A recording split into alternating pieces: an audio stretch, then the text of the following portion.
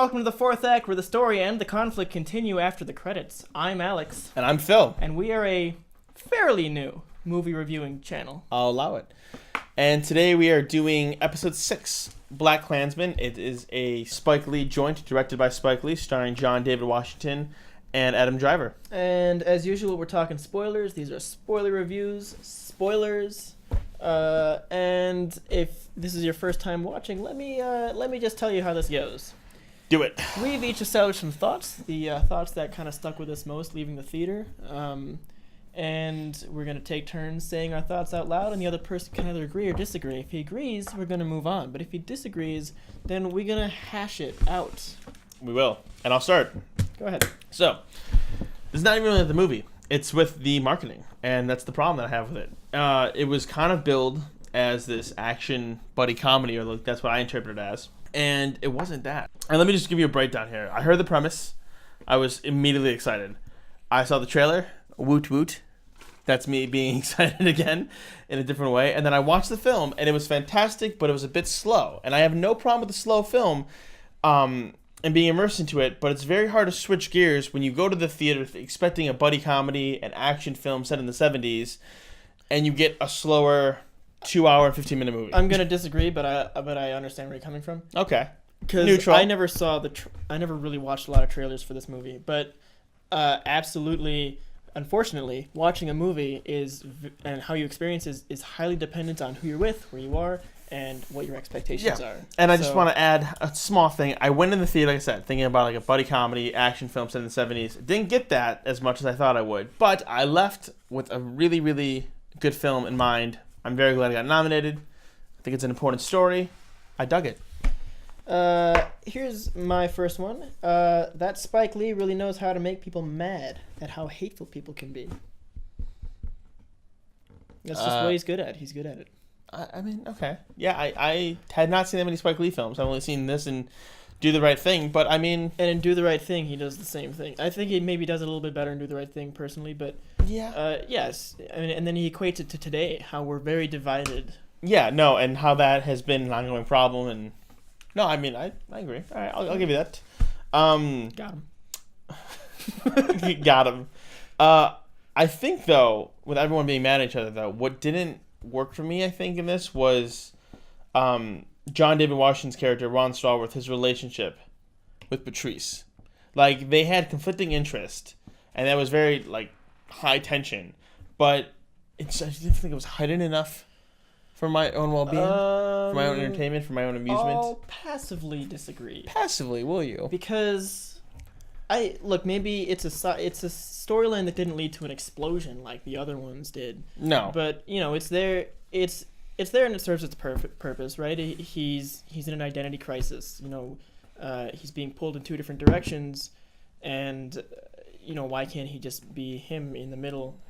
Why can't everyone just get along? See, it's fine. I didn't see an identity crisis, but I mean, like, just piggybacking off like that relationship. I mean, what I did like, though, I liked his relationship with Adam Driver's character. I thought that was phenomenal. I thought that was. I'm gonna go straight ahead with my point, because I'm not sure I ever really bought Adam Driver in this movie. Like, he's a Jew. No. he's a Jew, but he never seems scared. That's his character. He's a cop doing his job. I don't know. It's hard to relate to. I mean, a Jew? Just a cop? He just didn't look scared. Adam Driver? I don't know. I didn't buy it. Is it just me? I'm sorry. I mean, I think his character wasn't scared. He was, like I said, he was there to do a job. He infiltrates the KKK. I mean, he definitely had some concerns. I mean, like, he says, like, hey, like, you're not in there with me. Like, you're behind a desk all safe and sound telling me what to do. Like, you're not with these people. Maybe it could have been a little bit more stretched out for you, Alex. Okay, all right. I'll give you this. He didn't see how it affected him. I just thought it would have been better with someone else in the role, like Bobby Moynihan or something. Oh my god! Why don't you go ahead with your next point? Was that even a real point, or was that just you trying to be funny? No, I really think Bobby Moynihan. Oh, I hate you. I like Adam Driver's character. I think actually, leading into my point, I think John David Washington as Ron Stallworth he portrayed Ron Stallworth. I can't pronounce this. Stallworth really good. especially on the phone. I mean, like those phone scenes when he's calling the KKK are like phenomenal. They're funny phenomenal too. They're scenes. funny too, yeah. And he does the voice perfectly, and like he's a completely different person when he's acting those scenes. But Agree. I don't think his emotion emphasis shows when like the character's out and about in the real world. Whereas Adam Driver, I think his personality showed more. I disagree. Okay. I disagree. I thought he was a driving force, and I really felt his identity crisis. Who was the driving force? Adam Driver? Okay. No.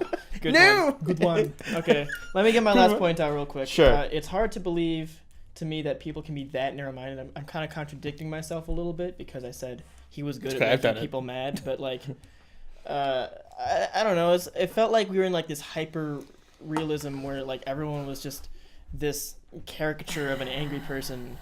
Or like just I don't know. It felt like it was exaggerated too much. Like I know for a fact that he made the Klan more dangerous. I will say this though: when at the end of it, when Ron Stallworth gets tackled, for stopping the bomb and stopping Connie, and like there's cops there, and he's like, "I'm an undercover cop. I'm an undercover cop," and they don't believe him. I thought they were gonna shoot him. I never feel like he's throwing it down your throat, which like sometimes movies can like throw stuff down your throat. Yeah. You just become aware, and I'm gonna use the term woke.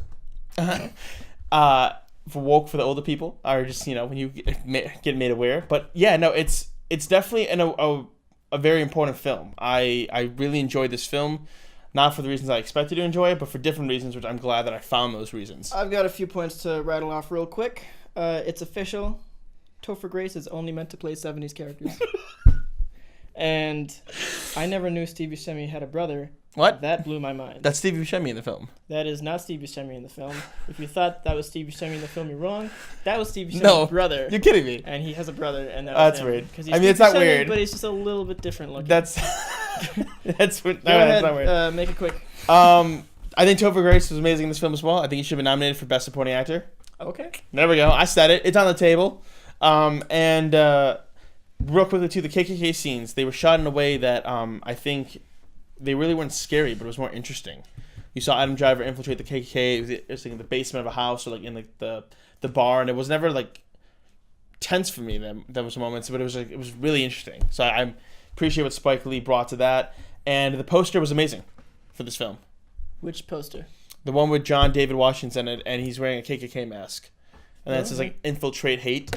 Very good tagline. Just weird. I complained about the marketing, and then I said that the marketing was great, but I thought the theater was going to pull those posters, to be honest. I wouldn't have been surprised. But, I mean, like, very cool. Attention grabbing, which this film was. Well, if you liked this video... Attention grabbing. Just kidding. Like and subscribe, please. Please do. Or don't. And check out our channel. And tomorrow we'll be back with Green Book, episode 7 of 8, as we're winding down this long, dusty trail. And let us know in the comments section if you liked this movie as much as Phil did. You liked it too, though, right? I liked it. Okay. Yeah. Bye.